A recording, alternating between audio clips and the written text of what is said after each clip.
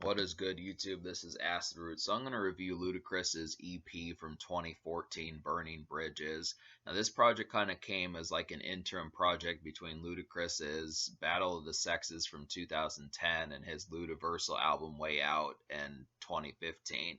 Now, if you thought that Ludacris took off 5 years, he did drop a couple interim mixtapes as well. He dropped 1.21 gigawatts in 2011 and IDGAF, I Don't Give a Fuck, the mixtape in 2013. But this is kind of something, this was basically like the next studio project from Ludacris, and it kind of showcases something for Ludacris just because his kind of pep, this kind of showcases something from Ludacris because his kind of peppiness and the kind of bounce in his step that he had in like early albums like Word of Mouth and Chicken and Beer and Red Light District and some of those is kind of vanquished on this particular project. And it's just relatively interesting just because Ludacris is such a capable songwriter and that type of stuff and crafting songs and lyricist. And it's just, him being kind of jaded. The primary emotion on this project is just a lot of jadedness and just kind of a lot of disdain towards the kind of, this has a lot of derailments towards society as far as like the standard crap that people have to deal with upon getting money and that type of stuff. And it's just kind of one of those situations where Ludacris is kind of fed up with like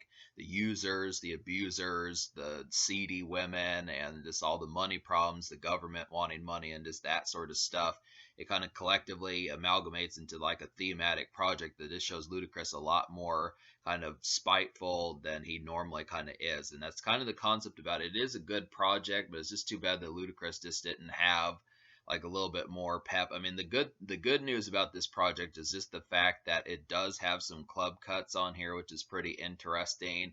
Ludacris at least still goes out despite the woes that he kind of has, but this is a lot more bewildered and just kind of, it's just a lot more bewildered and kind of taken aback of a personality than I was expecting from him. It showed a lot of growth, and it's just a lot more mature than Ludacris was in 2003 and even 2006 when he dropped a serious album like Release Therapy. It's just a whole different veil where he's kind of reflecting on music as nowadays, just or at least nowadays back then compared to what had been going on. It just looked like he was at a different phase of his career. And from what I was able to tell, just between this project, his kind of lackadaisical attitude on Ludaversal, and then just like the 8 years that he's been gone since then, it kind of seems like Ludacris is kind of fed with music and just doesn't quite have as much of the passion for it as he did back in the 2000s and early 2010s, which is kind of a disappointment. It just really is.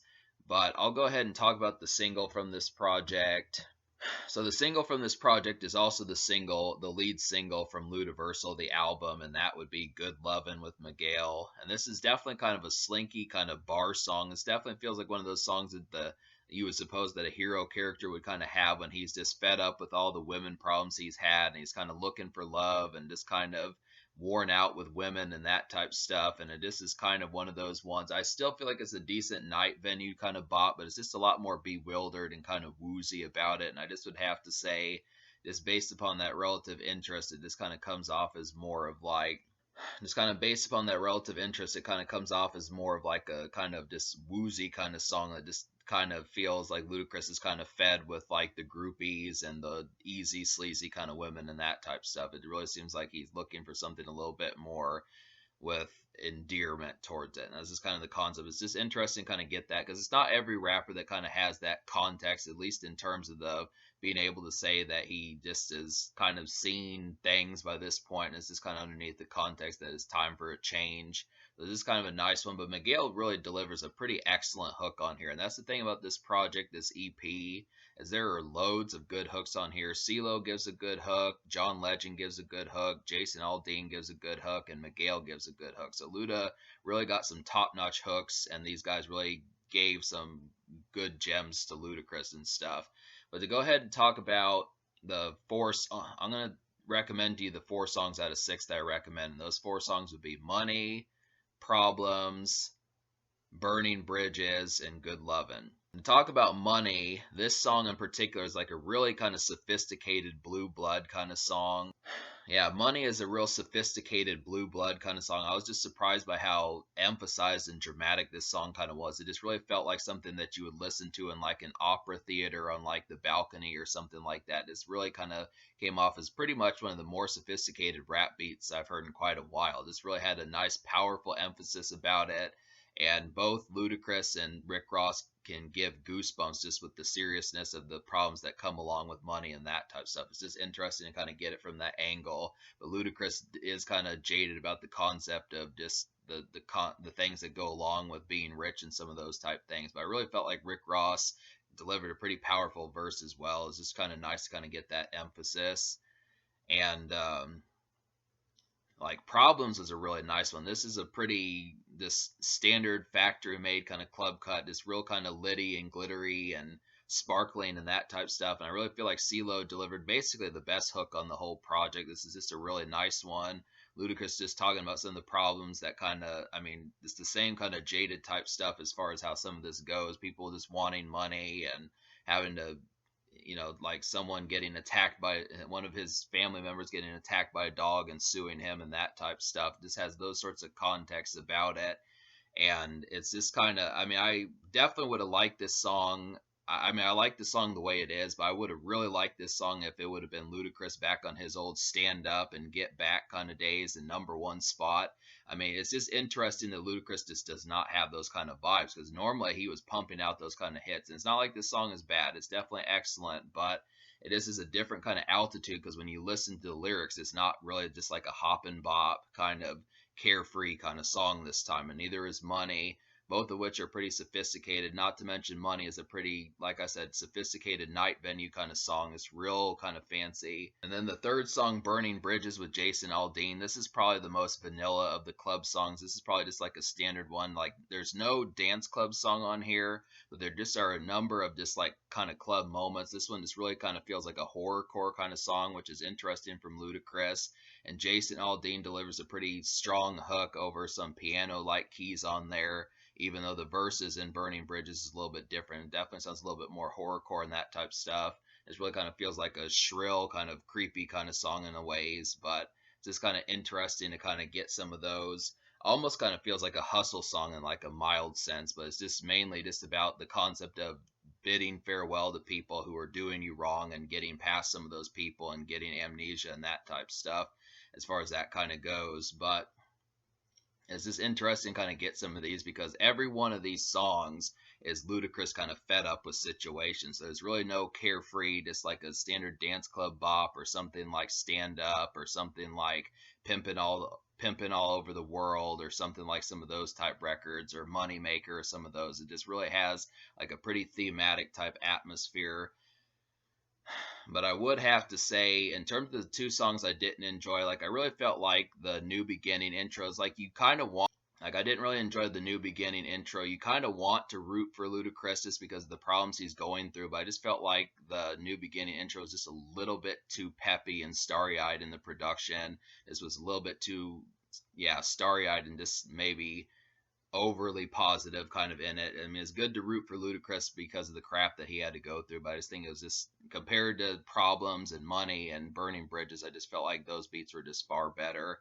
And then In My Life is another one that's kind of just, I mean, I like the John Legend hook. I felt like John Legend definitely had a good vibe on it, but the problem with it kind of is just the fact that it's just a different kind of altitude for like the song that it was on, because it's kind of like a jazz rap. This is another sophisticated one like Money.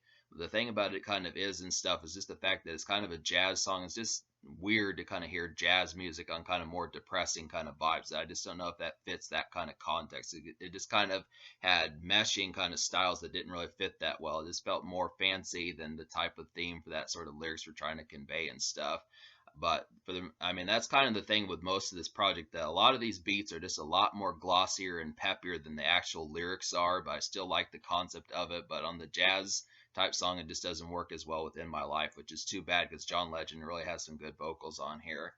But so in terms of the score, I'm going to give this project a 7.75 out of 10 because I feel like I've wound up liking just about every song with the exception of like In My Life, and then the intro, which I really would have liked for there to have been a better intro. But some derailments I have to talk about this project are just the fact that there's no exclusives. Like if you get the deluxe edition of Ludaversal, basically all 5 of these songs are on that deluxe edition of Ludaversal. So there's really no point. So there's really no point to getting this EP unless you just want the intro, because everything else is just available on the Ludaversal Deluxe Edition.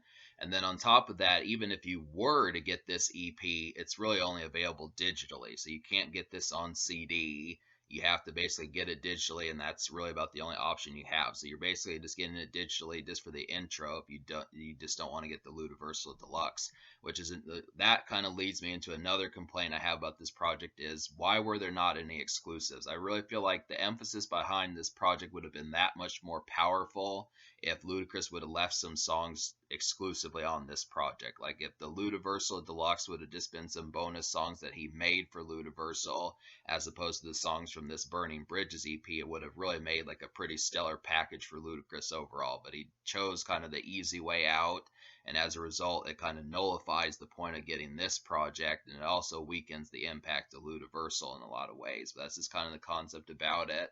So I give the album a 7.75 out of 10. The social score, I will give this album like an 8.5 out of 10, just because this is a pretty lit. Even the New Beginning intro kind of has like a relatively kind of glossy night venue kind of feel. It's just even the New Beginning intro kind of has an glossy kind of feel. It's just overtly kind of positive and stuff. But all these songs have some degree of stepping out. So even despite the fact that Ludacris is kind of at his woes and kind of dealing with crap that he doesn't want to deal with and having money woes and all the problems that go along with it, he does at least step out and have a good time. So it makes for an entertaining listen and just being able to see it. But he's just kind of jaded throughout most of this project. It's just about burning bridges as the whole, like the name of the EP is the whole point to this project. So that's kind of what you have to understand. But in terms of the future, like Ludacris has not dropped any music in terms of a body of work since Ludaversal in early 2015. So it's been over 8 years now. I would definitely like to get Ludacris to come back and that type stuff, but it's just kind of a colossal disappointment that he's only dropped like a couple of spare singles since early 2015. So we definitely need to get him back, maybe like a mixtape or something. But this is pretty solid, but it's just kind of redundant just because you can get it elsewhere for the most part.